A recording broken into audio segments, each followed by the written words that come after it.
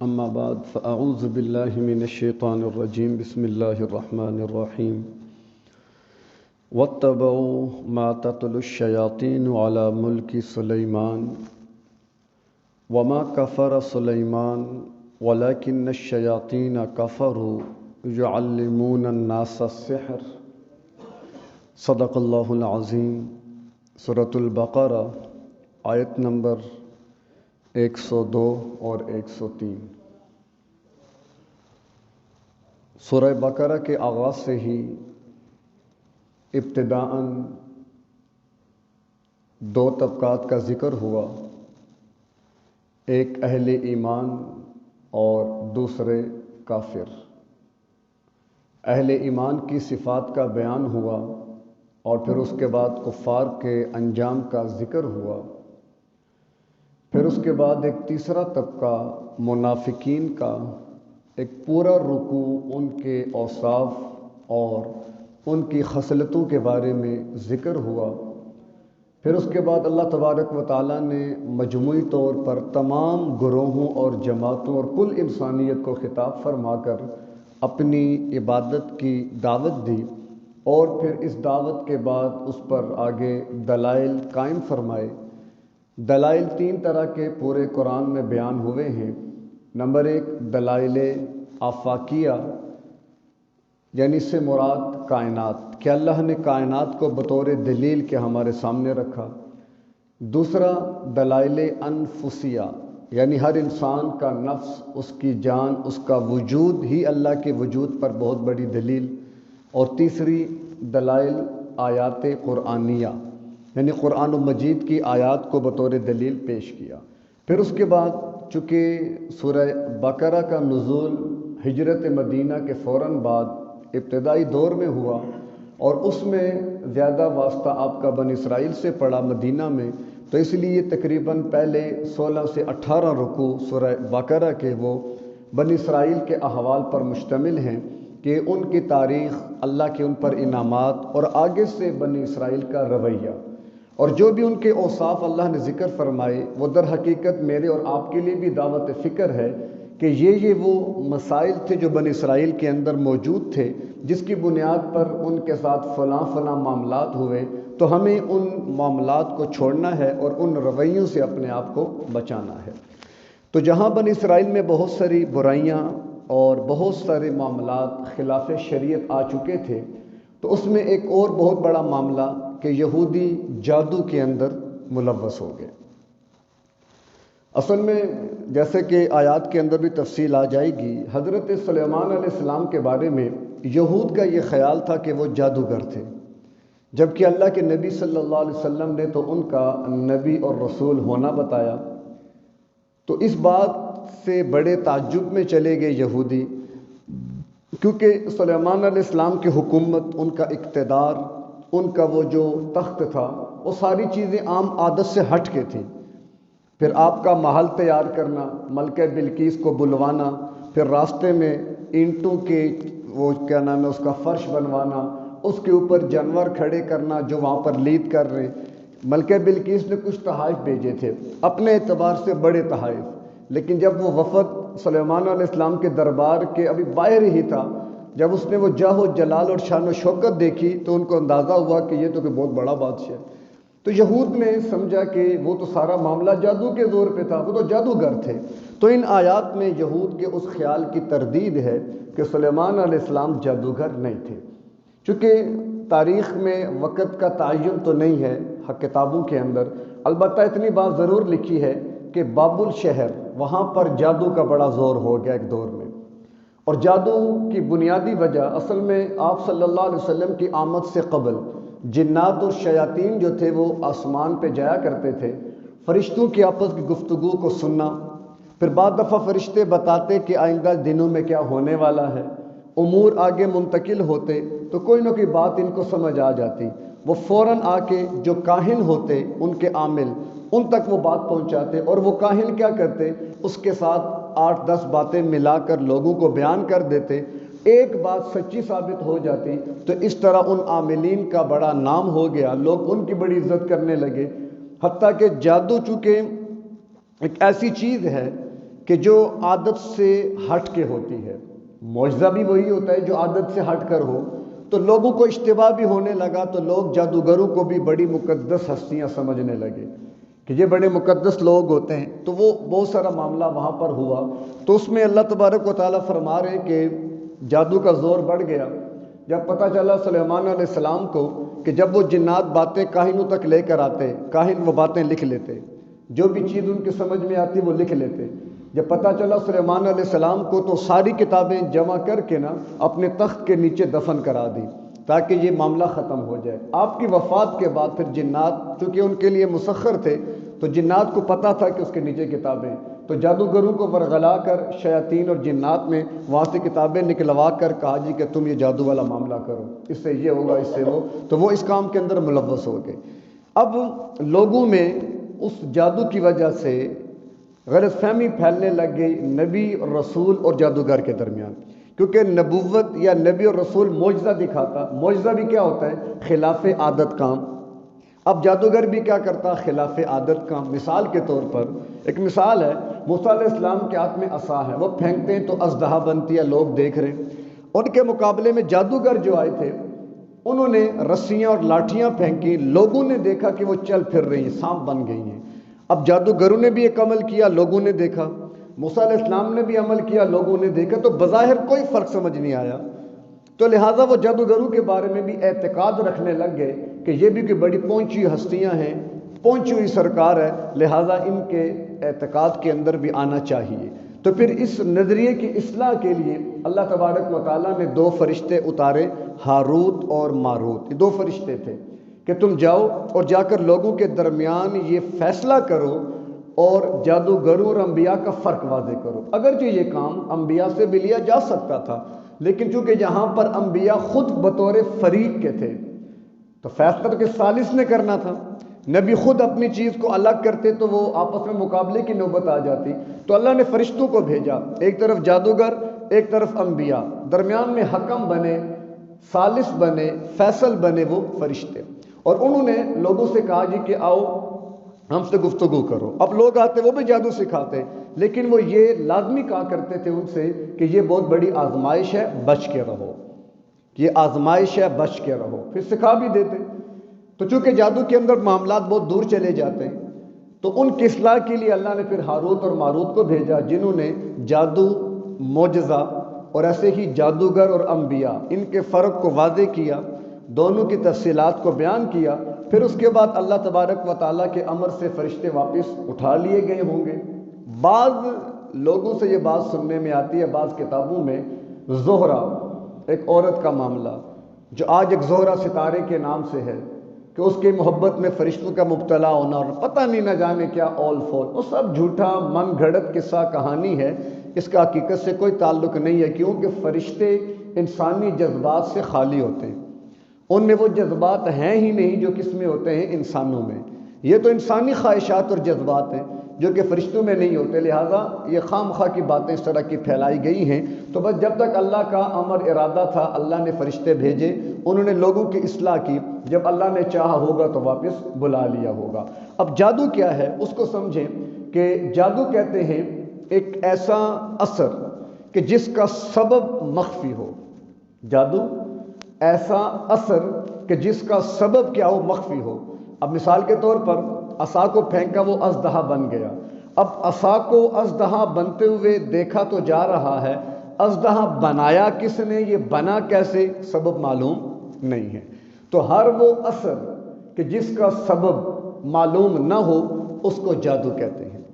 اب یہ اثر جو ہے وہ بعض دفعہ کلمات کا بھی ہو سکتا ہے، بعض کلمات ایسے ہوں کہ جن کا وہ اثر ہو، جیسے عموماً جو جادوگر انتر منتر جنتر پڑھتے رہتے ہیں اور مختلف قسم کی باتیں، قصے، کہانیاں، پھر شیاطین جنات کی مدد، ان کو خوش کرنا، تو کلمات ایسے پڑھے جائیں جن کو پڑھ کر، جیسے ہم دم بھی تو کرتے ہیں نا، سورہ فاتحہ پڑھ کے دم کر دو، اب فاتحہ بھی کلمات ہے نا، وہ پڑھ کے دم کیا، اللہ نے مریض کو شفا دے دی، اللہ کے لیے کیا مشکل ہے؟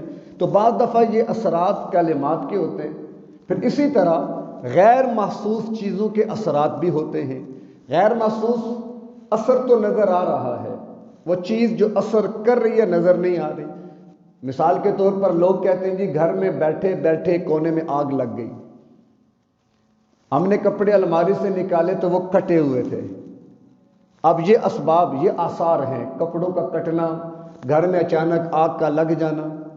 اچھا ہم صبح اٹھے تو ہماری چھت پر سیری پڑی ہوئی تھی، ہماری چھت پہ گوشت پڑا ہوا تھا، کوئی پھینک کے بھی جا سکتا ہے، لیکن بظاہر ان کے لیے کیا ہے، ایک اثر تو دیکھا انہوں نے کہ فلاں چیز ہمارے گھر میں آئی، لیکن سبب نظر نہیں آ رہا، تو اس کو کہتے ہیں جادو۔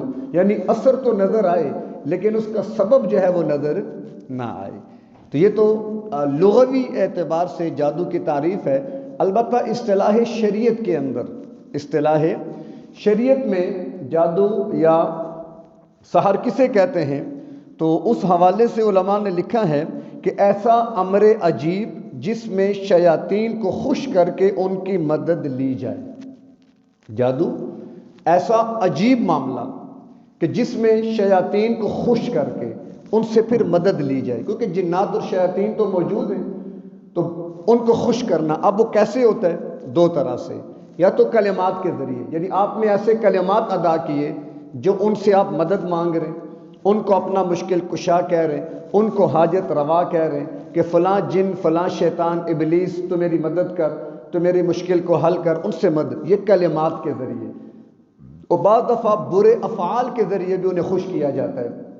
اب شیطان جنات کب خوش ہوں گے؟ جب آپ گندے ہوں گے، آپ نجاست میں ہوں گے، تو نجاست کی حالت، گندگی کی حالت، برے حالات کہ جو انسان کو طہارت سے دور لے جاتے ہیں، تو خود کو گندا رکھنا، کئی عرصے تک غسل نہ کرنا، وضو نہ کرنا، اگر ہم بستر ہوئے تو اس کا بھی غسل نہ کرنا، جی کہ بس آرڈر ہم نے غسل نہیں کرنا، تو اس طرح کے گندے افعال سے شیاطین کیا ہوتے ہیں؟ خوش ہو جاتے ہیں۔ تو کلمات کے ذریعے یا برے افعال کے ذریعے شیاطین کو خوش کیا جائے، پھر ان سے مدد لی جائے، تو اس کو کہتے ہیں جادو۔ اور ظاہر ہے اس معنی کے اعتبار سے دیکھا جائے تو یہ جادو سیکھنا سکھانا حرام اور ناجائز، اور اس میں آپ سمجھ لیں گناہ کبیرہ کے اندر یہ آئے گا۔ یہ تو ہوگی تعریف۔ آگے اس کی تقسیم، مختلف اس کی اقسام بنتی ہیں۔ ایک تو عمومی نظر بندی جسے ہم کہتے ہیں، قوت خیالیہ نظر بندی، جیسے کہ وہی موسیٰ علیہ السلام کا واقعہ کہ جادوگروں نے رسیاں پھینکی، لاٹھیاں پھینکی، تو لوگوں کو لگا کہ وہ بھاگتے ہوئے سانپ پہ، یخیل الیہ من سحرہم انہا تسعی، ان کو یہ خیال گزرا ان جادوگروں کے جادو کی وجہ سے کہ یہ بھاگ رہے ہیں، دوڑ رہے ہیں۔ خیال، قوت خیالیہ یہ ہوتا ہے، اور انسان کی قوت خیال اتنی مضبوط ہے، اس کے پیچھے مشق ہے، پریکٹس ہے، کہ انسان قوت خیالیہ میں اتنی طاقت آ سکتی ہے کہ وہ اپنی قوت خیالیہ کے ذریعے بہت سارے کام نکلوا سکے۔ یہاں تک لکھا ہے کتابوں میں کہ اگر انسان اپنی قوت خیالیہ کو اتنا مضبوط بنا لے، اور میں مثال کے طور پر یہ سمجھوں کہ بھائی راشد یہ بیٹھا ہوا ہے، میرے دل میں خیال ہے کہ میں چاہتا ہوں یہ اپنی قمیض اتار کے نہ باہر گلی میں ناچنا شروع کر دے، تو میں تھوڑی سی توجہ اس طرف کروں گا، آپ دیکھیں گے کچھ دیر کے بعد یہ اٹھے گا، جائے گا اور ناچنا شروع۔ اس حد تک یہ ہے۔ ذرا اس مرحلوں کو طے کرنا یہ پہلے وقتوں میں تھا، ختم ہو گئے، نہ وہ ریاستیں رہیں نہ وہ مشقیں رہیں، لیکن یہ کہ یہ قوت نفسیات، قوت خیالیہ، اس کے بڑے اثرات ہوتے ہیں۔ جیسے سائنس کی اگر روشنی میں دیکھا جائے، ایک آدمی، بڑا مشہور واقعہ ہے کہ جس کے بارے میں یورپ میں امریکہ میں طے ہوا کہ سزائے موت دینی ہے، اس کو یہ اطلاع دی گئی کہ ہم سانپ سے دسوا کرنا آپ کو ماریں گے، کہ سانپ کے ذریعے آپ کو مارا جائے گا۔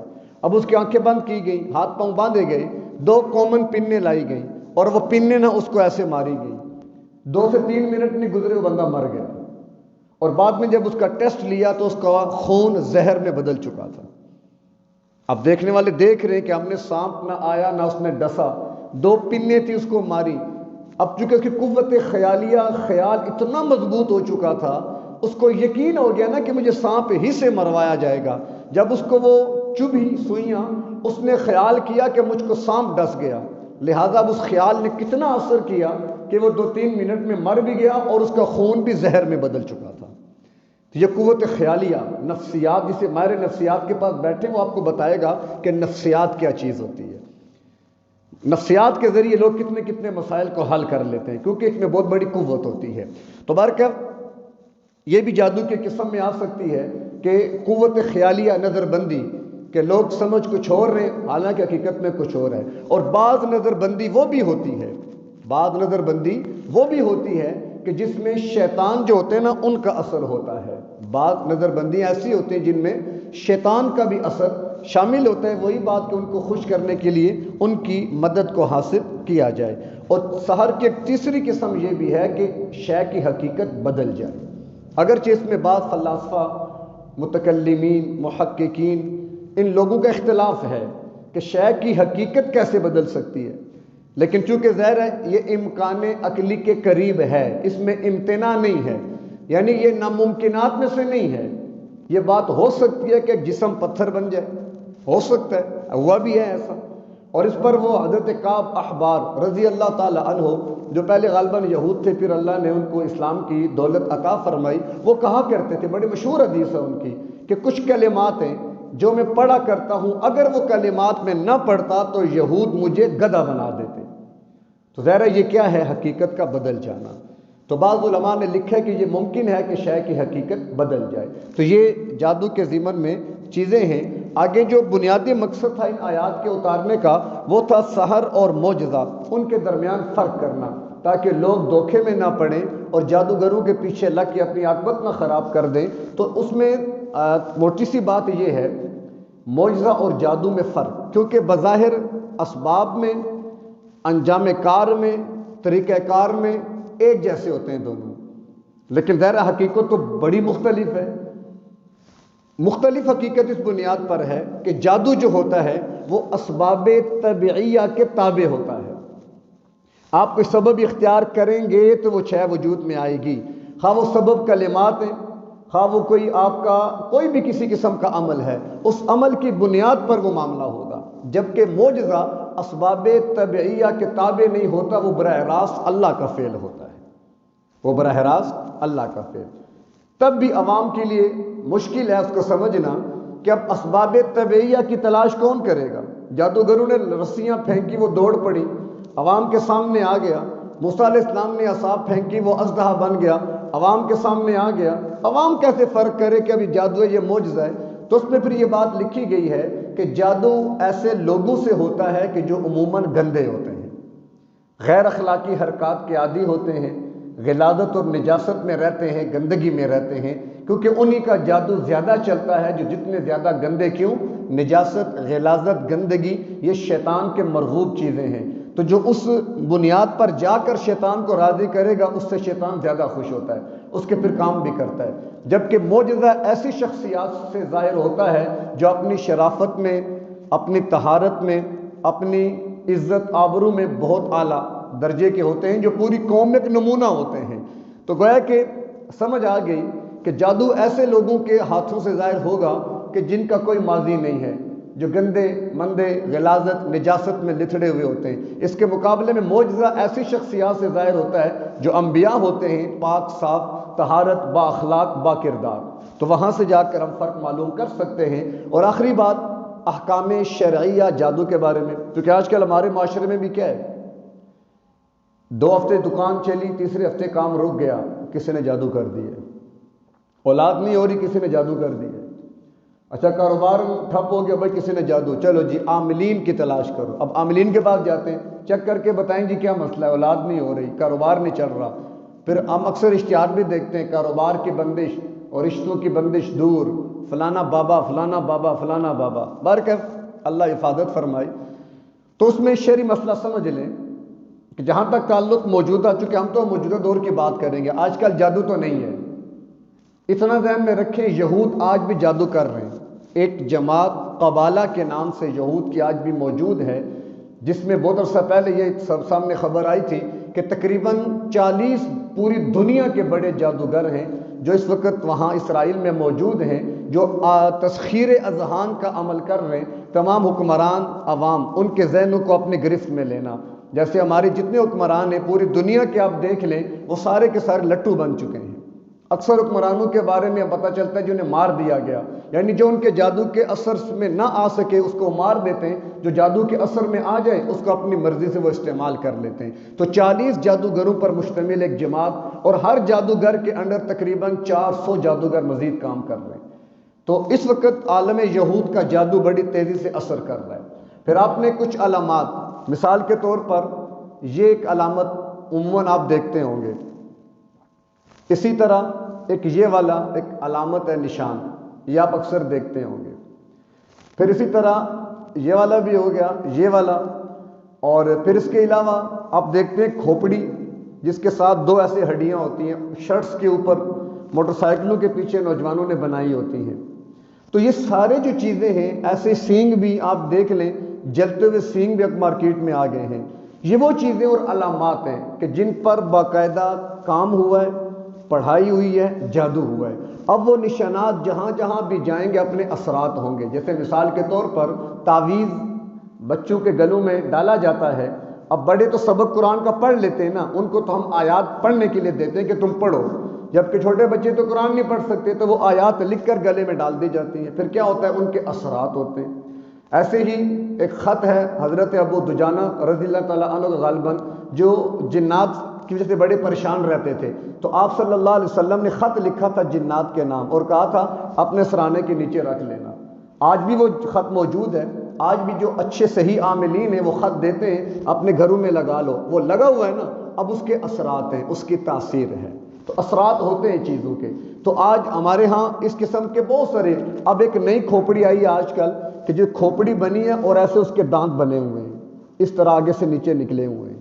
یہ سارے وہ نشانات جن پر وہ بیٹھ کر جادو کر کے اس کو عام کرتے ہیں۔ اسی طرح 311 کا ایک عدد ہے، وہ بہت چلتا ہے، اور 13 کا عدد، مختلف اعداد بھی ہیں کہ جن کے پیچھے پورا ایک پس منظر ہے۔ یہ حروف ابجد، علم ابجد، علم رمل، علم جفر پہلے ہوتے تھے، اب نہیں رہے، لیکن کتابوں سے لوگ بیٹھ کر لگے رہتے ہیں تو وہ اس کے ماہر نہیں ہوتے، لیکن یہ ہے کہ چیزیں ہیں، ان کا وجود تھا، تو ان چیزوں کے اثرات ہوتے ہیں۔ تو آج بھی ہمارے معاشرے میں ان چیزوں کو عام کر کے سوشل میڈیا پر، اب آپ سانپ، اب آپ نے WHO ورلڈ ہیلتھ آرگنائزیشن، اس کا اگر آپ وہ دیکھیں نا مونوگرام، اس کے اندر وہ سانپ بنا ہوا ہے۔ اب میڈیکل کا سانپ سے کیا تعلق ہے؟ اگر آپ غور کریں، آپ اگر باہر بھی جائیں عمرے کے لیے یا دائیں بائیں، میڈیکل سٹورز کے اوپر ایک علامت ہوتی ہے، اس میں پھر سانپ گھما ہوا ہوتا ہے۔ اس سانپ کا وہاں پہ کیا کام ہے؟ تو یہ کیا ہے؟ یہ علامات ہیں، یہ باقاعدہ آپ سمجھ لیں یہودیوں کے تعویذ ہیں جو انہوں نے پھیلا دیے، جن کے اثرات پڑ رہے ہیں ہمارے لوگوں پر، ہماری عوام پر۔ اب آپ دیکھ لیں روڈوں پہ نکلی ہوئی یہ عوام کس کے لیے، کس مقصد کے لیے؟ کون سا ایسا مشن ہے کہ جس کی تکمیل کے لیے عوام دیوانہ وار نکلی ہوئی ہے؟ اگر ان کے اندر جا کر آپ ان سے پوچھیں کیوں آئے ہو، یقین جانیں ان کو پتہ ہی نہیں ہوتا۔ کئی چینل والے گئے ان دھرنوں میں، ان حالات میں، بھائی کیوں آئے ہو؟ کوئی پتہ نہیں ہے۔ تمہارا آنے کا مقصد کیا ہے؟ کوئی پتہ نہیں ہے ان کو۔ اچھا KPK میں کس کی حکومت ہے؟ ہمیں کیا پتا؟ یعنی ان کو پتہ ہی نہیں، لیکن کیا ہے؟ چل رہے ہیں غیر شعوری طور پر۔ تو یہ کیا ہے؟ وہ اثرات ہیں۔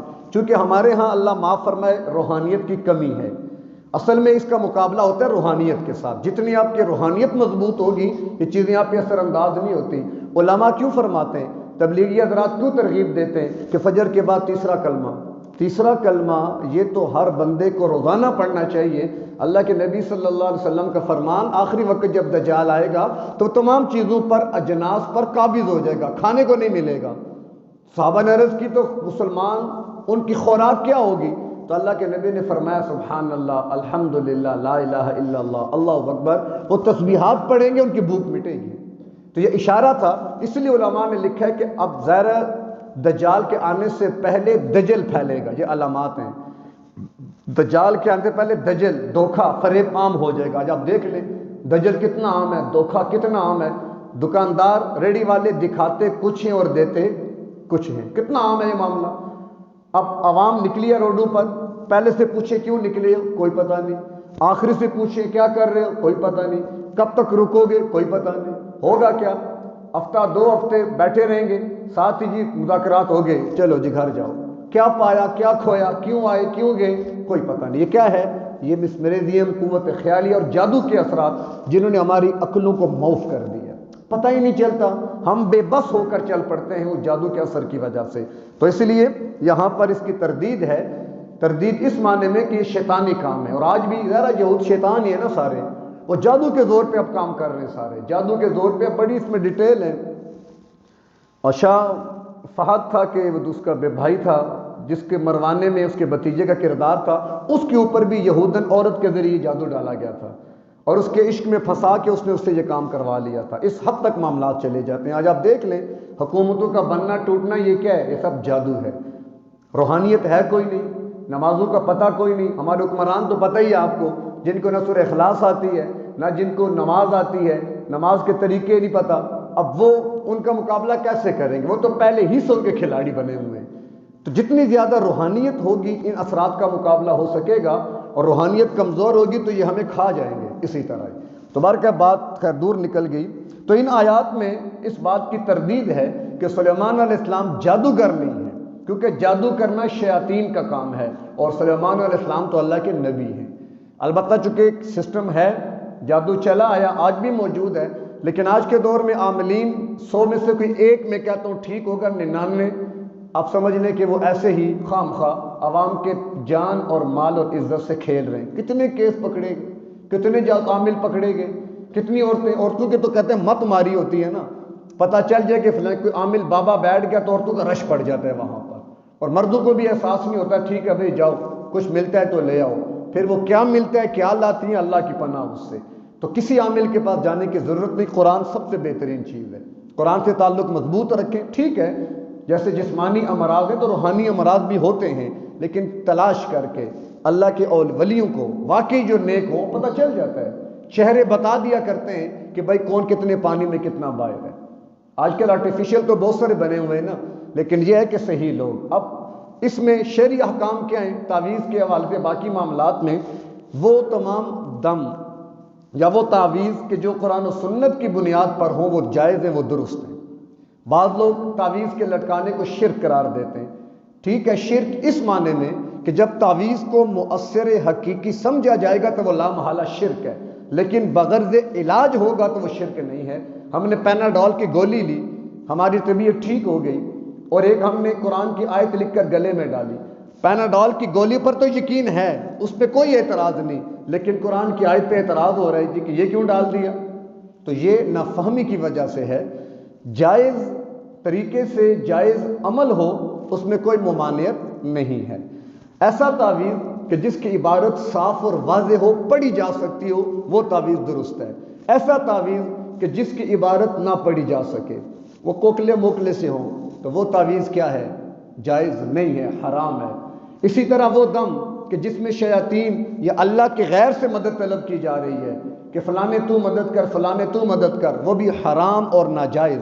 ہاں سورہ فاتحہ بخاری شریف کی روایت ہے کہ دم کی صورت میں ابو سعید خدری رضی اللہ تعالیٰ عنہ کی حدیث موجود ہے، پھر آپ صلی اللہ علیہ وسلم کا معوذتین کا دم کرنا، خود اپنے اوپر بھی کرتے، حسنین کریمین کو بھی دم فرمایا کرتے تھے، اور بعض روایات میں تعویذ لٹکانے کے بارے میں بھی تفصیل موجود ہیں۔ تو جب دونوں طرح کی روایات ہیں تو علماء نے یہی لکھا ہے کہ اللہ کے غیر اگر اس کو مؤثر حقیقی سمجھا جائے گا تو پھر وہ شرک ہے، خواہ وہ پیناڈول ہے تب، خواہ وہ تعویذ ہے تب۔ اور اگر مؤثر حقیقی نہیں سمجھا، اصل تو شفا اللہ کی طرف سے ہے، یہ بغرض علاج ہے، تو علاج کے لیے آپ کر سکتے ہیں، گنجائش موجود ہے۔ ترجمہ دیکھ لیں۔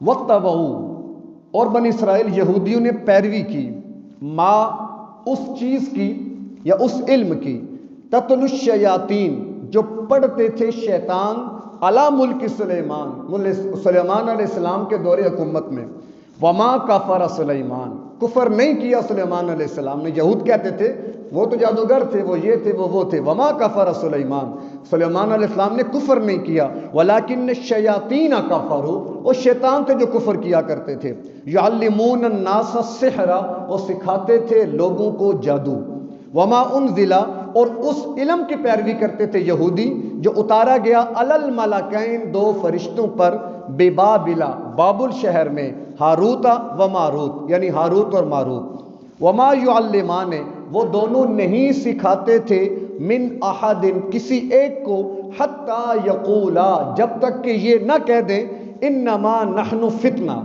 کہ یہ آزمائش ہے، یہ فتنہ ہے، فلا تکفر، تو کافر مت بنو، کیونکہ تم شیاطین کے در پہ جاؤ گے، اللہ کے غیر کے سامنے جھکو گے، ان سے مدد مانگو گے، تمہارا ایمان ختم ہو جائے گا۔ فَيَتَعَلَّمُونَ مِنْهُمَا، تو یہودی سیکھتے تھے ان دونوں سے، ما وہ چیزیں، یفرقون بہ بین المرء وزوجہ، کہ جدائی ڈال دیں اس کے ذریعے خاوند اور بیوی کے درمیان۔ وما ہم بضارین بہ، نہیں ہے وہ نقصان دینے والے ان چیزوں کے ذریعے، من احد، کسی ایک کو، الا باذن اللہ، جب تک اللہ نہ چاہے۔ یعنی تقدیر تو اللہ کی طرف سے ہے، ہم آپ جو مرضی کر لیں، ہر چیز میں مشیت، ارادہ وہ اللہ کی ذات کا ہے، جتنے مرضی جنتر منتر پڑھ لو، جب تک اللہ نہ چاہے کچھ نہیں ہو سکتا۔ وَيَتَعَلَّمُونَ، اور وہ سیکھتے تھے، ما وہ چیزیں، یضرہم، جو ان کو نقصان دے رہی تھی۔ ظاہر ہے جادو سیکھ رہے ہیں، ایمان جا رہا ہے، اخلاقیات جا رہے ہیں، ولا ینفعہم، کوئی نفع ان کو نہیں مل رہا تھا اس سے۔ وَلَقَدْ عَلِمُوا، اور تحقیق انہوں نے سیکھا، علموا انہوں نے جان لیا، لمن اشتراہ، البتہ وہ چیز جو انہوں نے خریدی ہے، ما لہ فی الآخرۃ من خلاق، تو ان کے لیے آخرت میں کوئی حصہ باقی نہ رہا، بس دنیا کے ہو کے رہ گئے، دنیا بنانے کے لیے سارے معاملات کیے انہوں نے۔ وَلَبِئْسَ، برا ہے، ما وہ چیز، شروا بہ، کہ جس کے بدلے انہوں نے بیچ ڈالا، انفسہم، اپنی جانوں کو، جادو کے بدلے اپنی جانیں بیچ دی۔ جادو غلط چیز تھی، خود کو تباہی میں، ہلاکت میں ڈال دیا۔ آج بھی کالا جادو ہوتا ہے، اور کالے جادو کرنے والے اکثر غیر مسلم ہوتے ہیں، کافر ہوتے ہیں۔ کیوں؟ جو جتنا زیادہ کفر میں، غلاظت میں، گندگی میں ہوگا، اتنی اس کی تاثیر زیادہ ہوگی۔ لو کانوا یعلمون، کاش کہ وہ جانتے، بعض آ جاتے تو بہتر تھا۔ ایک بات اور ذہن میں رکھیں کہ انبیاء پہ جادو کا اثر ہوتا ہے کہ نہیں؟ تو ہوتا ہے، کیونکہ جادو ہم نے کہا اسباب طبعیہ کے ماتحت ہوتا ہے، اور انبیاء پر بھی طبیعت کے اسباب ہوتے ہیں۔ انبیاء خوش بھی ہوتے ہیں، یہ طبیعت کا احساس ہے، انبیاء غمگین ہوتے ہیں، یہ طبیعت کا اثر ہے۔ اچھی خبر ملے خوش ہو گئے، بری خبر ملی پریشان ہو گئے، بیمار ہوئے، بخار ہوا، یہ کیا ہے؟ یہ اسباب طبعیہ کے ماتحت ہے۔ تو جادو بھی یہی ہوتا ہے، تو انبیاء پہ جادو کا اثر ہو سکتا ہے۔ اللہ کے نبی صلی اللہ علیہ وسلم پر بھی ہوا تھا، جس کی بنیاد پر پھر سورہ فلق، سورہ ناس اتری تھی، پھر ان کی بنیاد پہ جا کر وہ کنگھی نکالی گئی اور گرہیں اس کی کھول دی گئی تھی، تو یہ ہو سکتا ہے۔ وَلَوْ أَنَّهُمْ، اکاش کے بے شک وہ، آمنوا، ایمان لے آتے، وَاتَّقَوْا، تقوی اختیار کر لیتے، لَمَثُوبَةٌ مِّنْ عِندِ اللَّهِ خَيْرٌ، ثواب پاتے اللہ کے ہاں بہترین، لَوْ كَانُوا يَعْلَمُونَ، کاش کہ وہ جان لیتے۔ تو خلاصہ ساری بات کا یہی ہے، نفع اور نقصان کا مالک صرف اللہ ہے۔ عالم اسباب میں بعض چیزیں اسباب کے ماتحت ہوتی ہیں، پھر کلمات کے اثرات بھی ہوتے ہیں۔ البتہ انسان خود کو جتنا روحانی طور پہ بہتر کرے گا، روحانی بہتری کیا ہے؟ نمبر ایک، کوشش کریں مستقل باوضو رہیں، کوئی مشکل نہیں ہے، جب بھی وضو ٹوٹے وضو کر لیں، کون سا گھنٹے لگتے ہیں، سالوں لگتے ہیں، تو ہمیشہ باوضو رہیں۔ نمبر دو، جتنے بھی مسنون اعمال ہیں ان سب کا اہتمام کریں، جتنی مسنون دعائیں ہیں ان سب کا اہتمام کریں۔ صبح فجر کے بعد اور مغرب کے بعد 3 مرتبہ سورہ اخلاص، سورہ فلق، سورہ ناس پڑھیں، اور جب بھی وضو کریں اس کے بعد ایک آیت الکرسی پڑھ لیں، تو ساری دنیا بھی جمع ہو جائے انشاءاللہ، اس حصار کو نہیں توڑ سکتے۔ تو اللہ تعالی ہمیں سمجھنے کے اور ان پر عمل کی توفیق عطا فرمائے۔ وآخر دعوانا ان الحمد للہ رب العالمین۔